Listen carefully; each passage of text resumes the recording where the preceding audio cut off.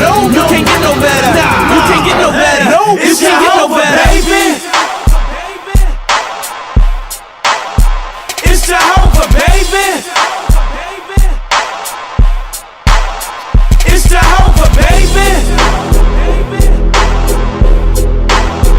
It's Jehovah, baby. It's Jehovah, baby. Jehovah, baby. You good? Yeah, it's just early. What up, y'all? I'm not fooling with him today. Welcome to Survive to Thrive, baby. It is your boy Strick. This Lavance was good with And it. I'm so excited to have you back this week. Last week we was busy, but we back, so don't worry about it. And we got our beautiful sponsor, Electra, with the sweet red Moscato. This is one of my favorite ones. My wife's favorite. Yeah, I would say it's really because my wife loves it, and it's hard to find stuff that she like. Yeah. So because she like it, I rock with it. You know what I'm saying? Wife is jealous. We gotta pour up, man. We gotta pour up. Now, they got a white Moscato that might be better. That one? Yeah, it might be better. We had it at the crib the other day. It's fire. You good? You want some more? How you feeling today? I'm feeling good. Thank you. Okay. I didn't know where he was at. You know what I'm saying? You gotta check his temperature. I gotta leave something for Louise. She said if I don't leave her, that's gonna be bad. All right. So we good. You know what I'm saying? This is enough to get Louise. Oh yeah, let's get it right. We chilling today. We sipping our wine, sponsored by Electra. You know what I'm saying? And we rolling. Lovely. So it is. It's amazing. Tastes And really good, you might think we man. soft. I don't care. I want my stuff to taste good. I don't know why y'all drink stuff that don't taste good. I have no idea. Like people be like, you should drink beer. I'm like, it's nasty. They're like, Beer was it's an horrible. acquired taste. You know what? All man? that means is you have to drink it. You have to drink it so much that you no longer think it's nasty. When I turned I'm 21, okay. they tried to give me that. Bro, Yeah, no, it was the It's nastiest dirty thing. pop. It's Yeah. disgusting. It tasted like crap, man. It tasted like, you know what? You ever like tasted one of those ginger ale drinks Yep. that has a ton of ginger ale in there? That's what it reminded me of. Or it tastes like Sprite that someone peed in. It was horrible, man. And I was like, oh, people drink beer. this. Oh. People drink it a lot. And that's why y'all miserable. Y'all hate because you drink this. I'll stick to my seltzers, my wine coolers, my dessert. I like things that taste good. That's what I like. Stupid. You know what I'm saying? So, Survive to Thrive today. We got a real dope topic, a couple dope topics to talk about today. First of all, I think the Survivor to Follow list, one thing that he talks about a lot is like when you live in survival mode. And so I kind of want to talk about that. You want to jump it off? You want me to knock Do you think? All right, so I'm gonna follow you. survival mode is like this ideal that you're just trying to get by. It happens to a lot of people that are in poverty, whether that be relational poverty, financial poverty, where they don't have a lot of abundance. And so everything's about just making it through that day or making it to the next day or whatever, making it through that week. And when you're in survival mode, it doesn't allow you to plan. It doesn't allow you to save. It doesn't allow you to invest because all the resources that you have, you hoard with the mindset that you don't know when you'll get more. And so you either hoard it or you spend it right away because there's things that you believe you need that you cannot wait on. And so delayed gratification is not a part of survival mode. Like I said, invest is not a part of survival mode. Excuse me. Even thinking about your long-term health, whether that be emotional, physical, mental, like your long-term health not a part of survival mode because you're just trying to ease the pain today, right? Like, so I think about like people that are alcoholics, right? Like, it's like they live in survival mode because it's like, or people that are addicted to weed, even though Black people have made up this lie that you can't be addicted to weed. That's something interesting to me, right? It's like, there's a whole show called Mind Strange Addictions. And people are addicted to eating couch stuffing. But Black people all of a sudden but weed is not addictive. But you can't be addicted to weed. You can't. She sniffs glue every day. Weed and glue are two different things. But I'm saying, like, weed at least makes you happy. Couch stuffing, like, weed relax. Like, weed actually does stuff to your body that you enjoy. And you can't be addicted to. Never mind. I digress. But like, Get back on track. My bad. But people that have addictions that everybody knows are smoking cigarettes. Mm-hmm. If you don't know smoking cigarettes kill you by now, Yeah. you do know. You decide that the high that you get from the nicotine in the moment is worth more than the long term, you know what I'm saying, punishment that you put on your body. And so, but that just comes from survival mode. Because you, in your mind, you can't make it through this moment without this loose, you know what I'm saying, without this marble. And so I just want to talk about that a little bit, and just see what your thoughts are on that. How do people end up that way? How do they move out of that? What does that look like? Well, the first thing that popped in my mind is like we saw survival mode a ton, working at a group home. Yeah. So me and Strick, I was in survival mode. Yeah, I was about to say, I mean, like it became more like obvious when I started working in a group home. You know what I mean? Like when because there you would my first night working there, I think like an 11-year-old jumped off a roof. Well, your first night was nothing on my first night. Yeah. He had like 11, he had like 8 11-year-olds jump off. Right, ran away. I had a mass breakout. Man, my first night at the group home. Strick, how's it going? They all left. That's not the answer. That's me. That's not what you were supposed My to say. whole floor is gone. I need you to go get them. But and it was like midnight. It was like 1 a.m. Bro. It was, But like that little girl, she literally was like 12 or whatever, and she jumped off the roof of a house. And I remember thinking like, what would make you do that? How? Yeah, like what? How are you this desperate? Yeah, that you willing to jump off? Put your life at risk. Yeah, because the roof was gotta be like 20 feet in the air. It was high enough to where like I would really look off at it and I'd be like, oh nah, bro. Yeah, I'm going to bed. Yeah, I mean I'm not just gonna jump off the roof. Yeah, and you look down there and you saw something that was better than what you have right now. And that's what survival mode ended up looking like to me. Is just like, yo, even though this doesn't look like a bad idea, it looks better than what I have right here. You know what I mean? So the word I hear you saying in my head is like, when you're in survival mode, you settle for bad over worse. Sometimes, right? Yeah. So if you aren't intentional about the decisions and the moves that you make, it can be very easy to settle for bad, right? When I found myself in some of the tougher parts in my life and, being sad or disarrayed or whatever the case may be, you disheveled, yes. You have to be very, very, very intentional about the moves that you make. Otherwise, you'll find yourself just doing anything that you find that looks better, that looks safer, that looks comforting, just because this right here looks trash. And I know this is trash. And this can't be much trash than that. But the problem is that people, they easily and they, willingly sometimes will go down that destructive path of like, you know what? But I like this. It makes me feel better. It's a great distraction.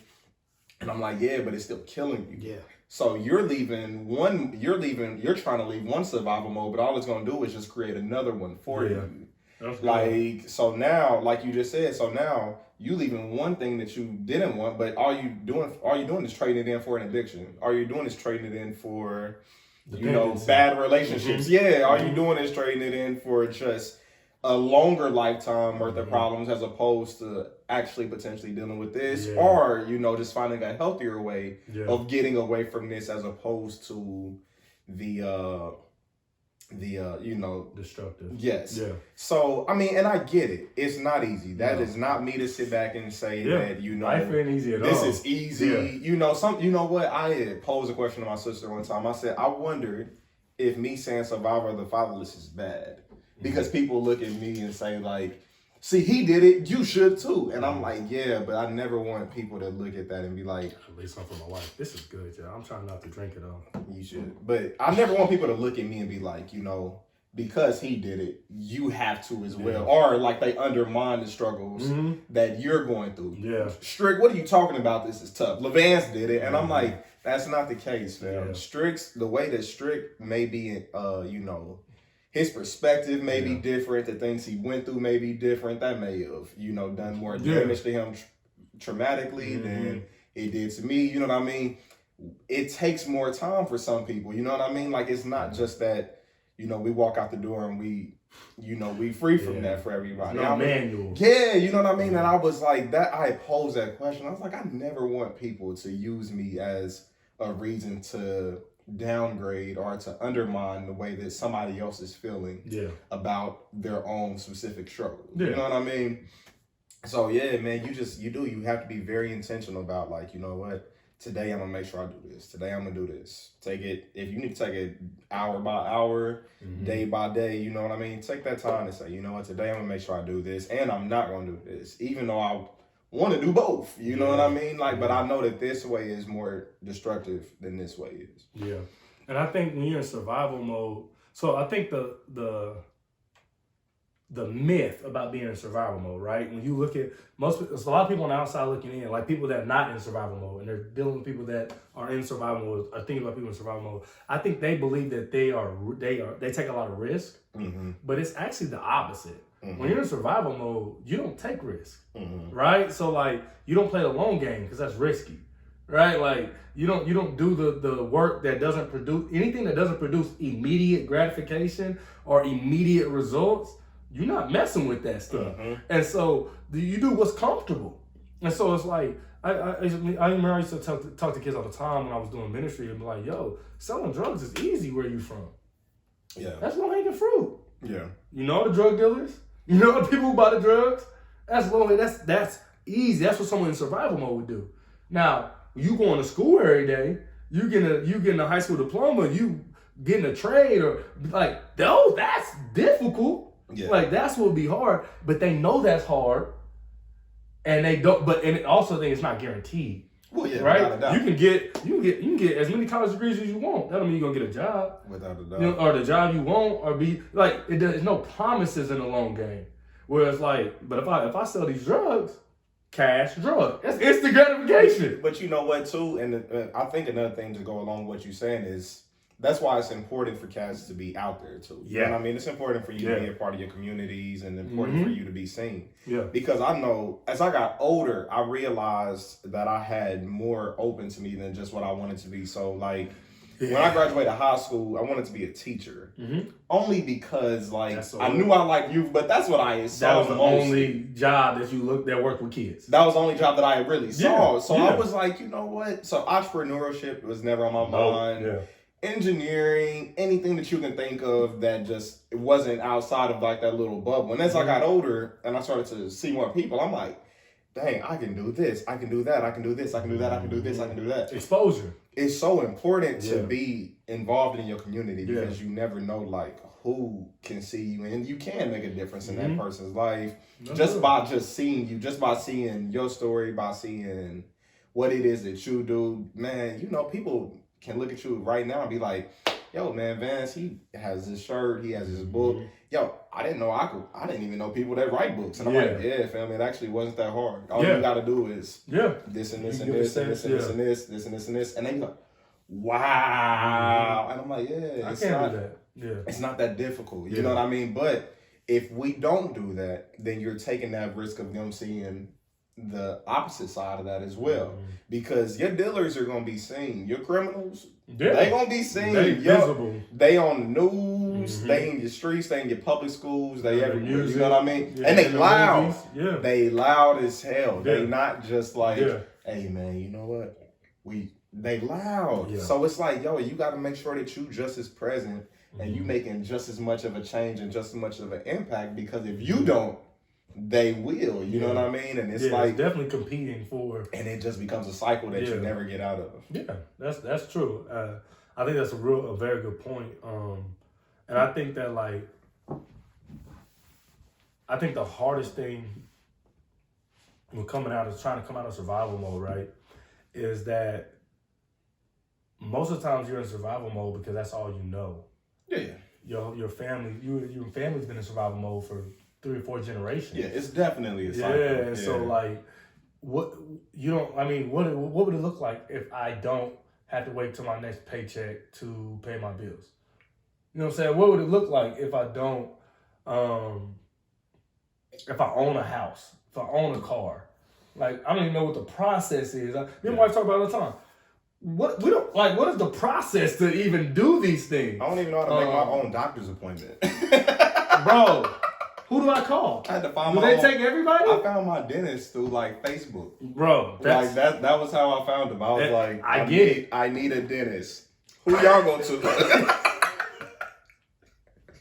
Never mind, I ain't got insurance. Who y'all get your insurance through? Like, I'm telling you, man.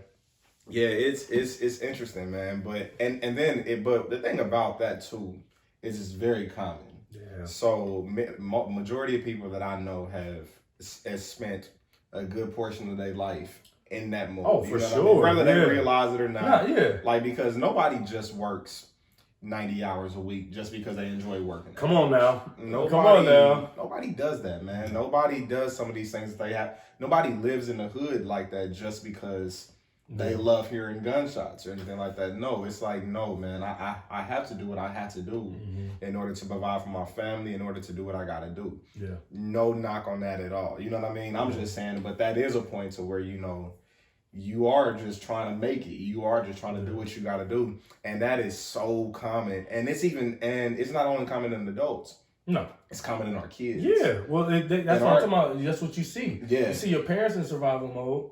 And so now you, yeah, as a 10, 11, 12-year-old, you're in survival mode. It's crazy how low it starts. Yeah, it's crazy how low it starts, man. It's like they feel obligated to do it. Yeah. It's like, man, if I don't do it, then nobody else exactly. will. You know what Think I about mean? that as a 10-year-old feeling like that. Yeah. You can't be a normal 10-year-old you can't be feeling a kid. like you can't be a 10-year-old feeling like, if I don't maintain this household, then nobody else will. That's crazy. That's crazy. We've seen it. Oh, 100%. No, seen it way more than I want to. Yeah, 100%. We used to see it all the time. Yeah, and it was like nuts to think about. Yeah. When you would see it, it would just be like, man, that's this is tough. Yeah, to for see. sure. Like, that's super tough. This is interesting, and especially when you don't come from that same background. Yeah, no, because that, you know what I mean. That wasn't like, for me. I didn't get in survival mode really and I don't think I've ever been in survival mode. Mm-hmm. Like, I've been blessed. Well, I'll say for like a small period of time, my parents got divorced. I was in survival mode for a little bit.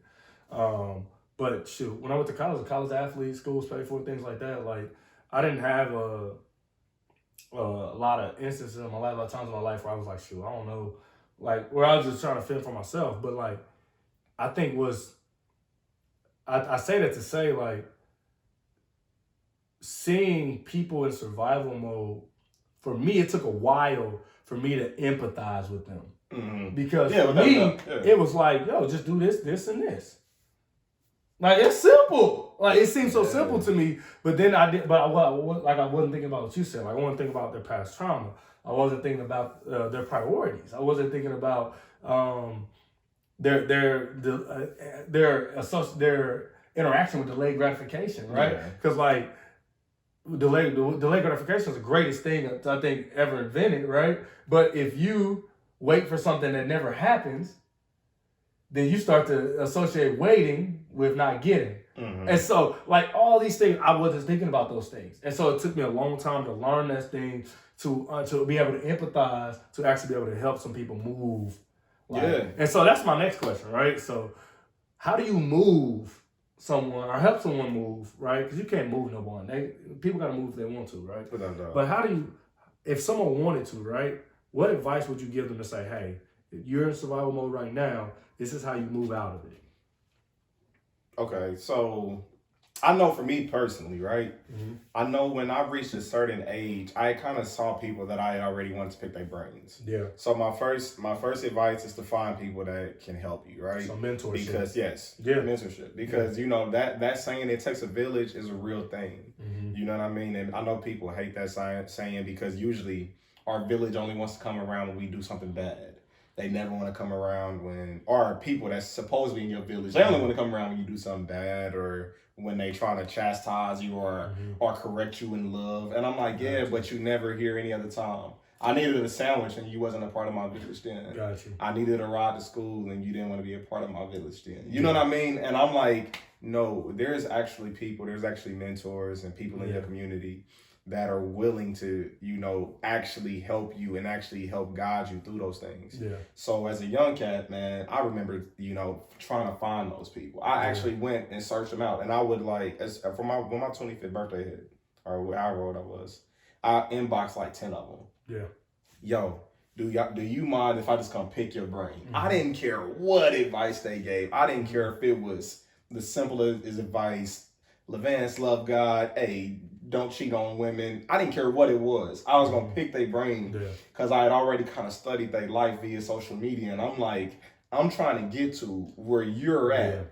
whether it's in career goals, whether it's just relationship wise, whether it's community wise. I'm trying to get there. Yeah. How did you do it? Yeah. You know what I mean? It's important because like I said, most of those people, they'll be like, they want to give away. yeah, not here, man. That's all you got to do right here. So my first advice is, like I said, just definitely find that mentorship. Yeah. That second part is going to fall on you, where you just got to be willing and you got to be intentional about it. You have to be honest with yourself. You cannot sit back and lie to yourself and act like something is invisible and it's not. I use a reference in my book, like where I'm like, I hate cutting like digging up leaves, not digging up leaves. I hate breaking leaves. Yeah.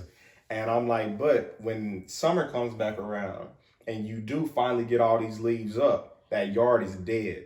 So I'm like, if you continue to ignore it, eventually your whole yard to be taken over, your whole yard to be dead because you're not getting things that you need.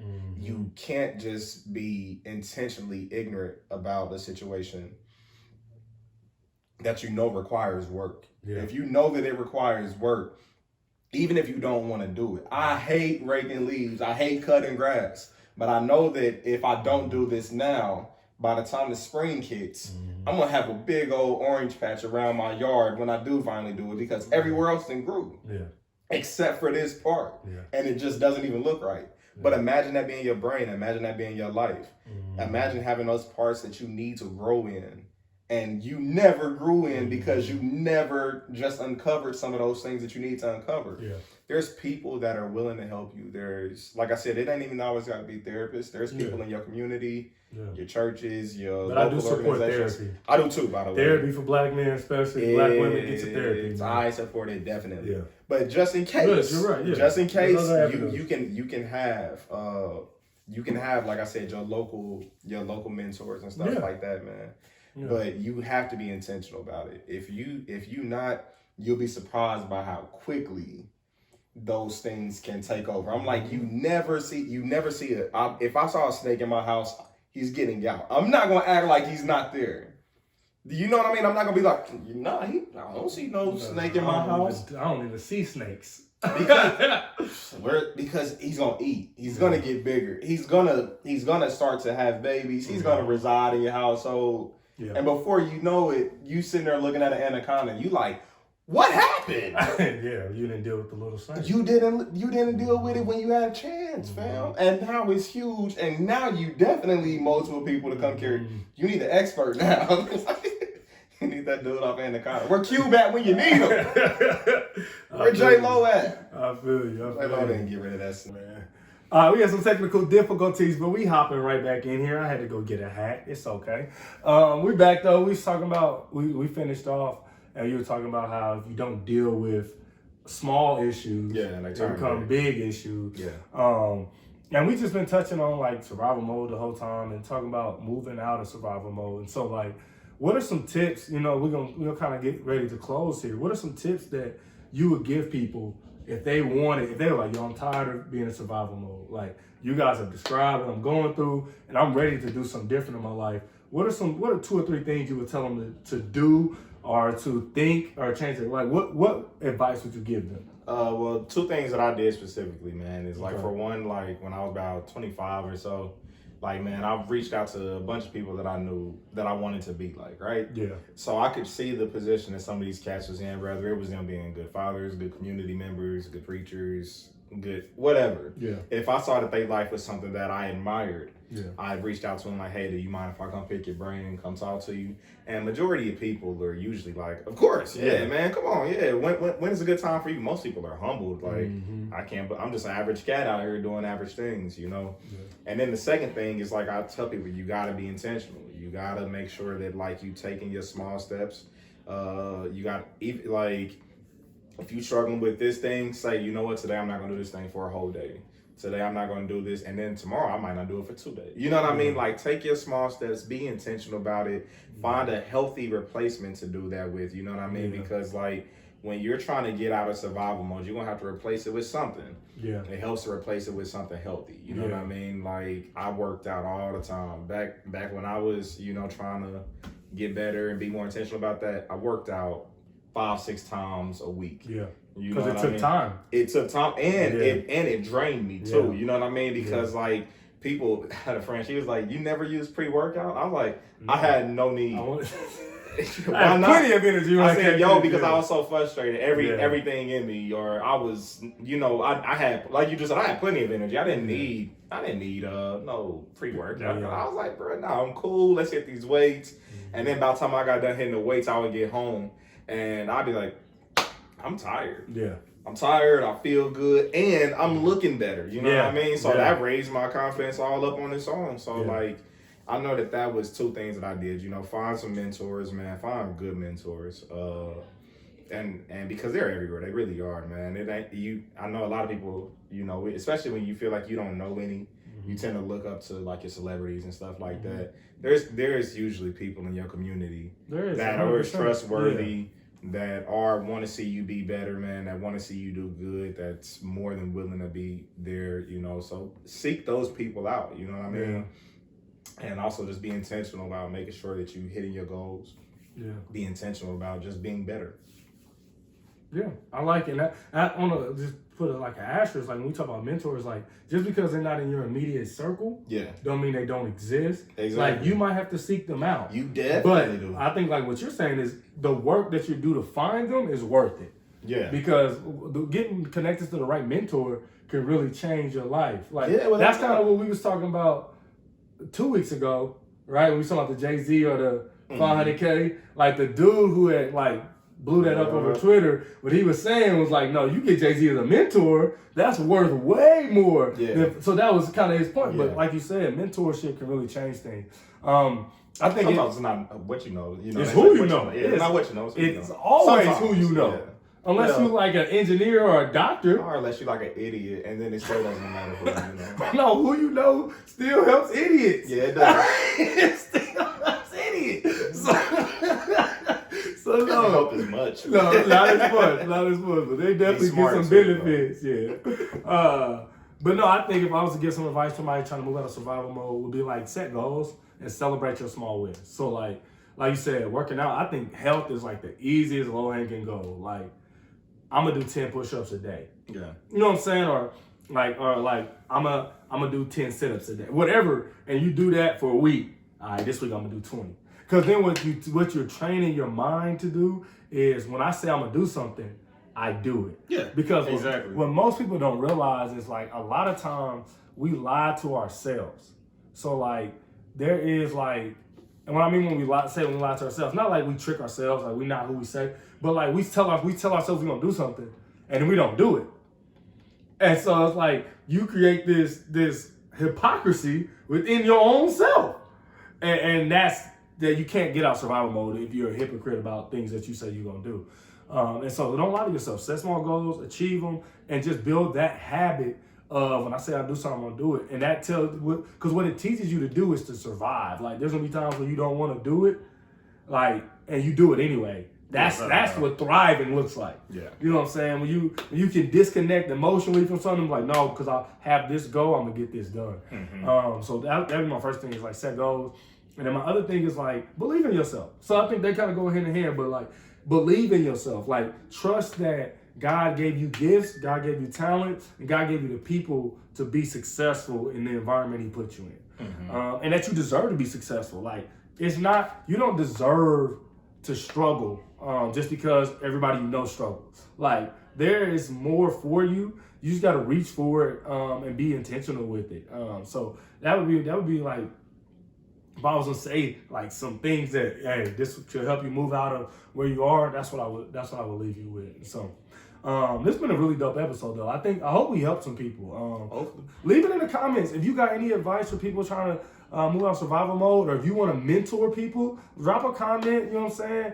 And hopefully some people can find you, because I think, like you said, I think with social media, it's even easier to find mentors and people that will pour into you than it's ever been. Definitely. And so hopefully we can leverage our platform to kind of help some people move in the right direction. So I don't have anything else. You got anything else you want to? I'm done, man. Hey, this electric fire though. It's Red Moscato. It is fire. And we really probably would made it through the whole bottle if my wife didn't ask for some. So we're gonna make sure she gets some. And then next week we're gonna have a different sponsor. Because we buy it, so we sponsor, you know what I'm saying? We pick our own sponsors because we like that. We real bosses, all right? But I love y'all, man. And I'll see y'all next week, man. Peace.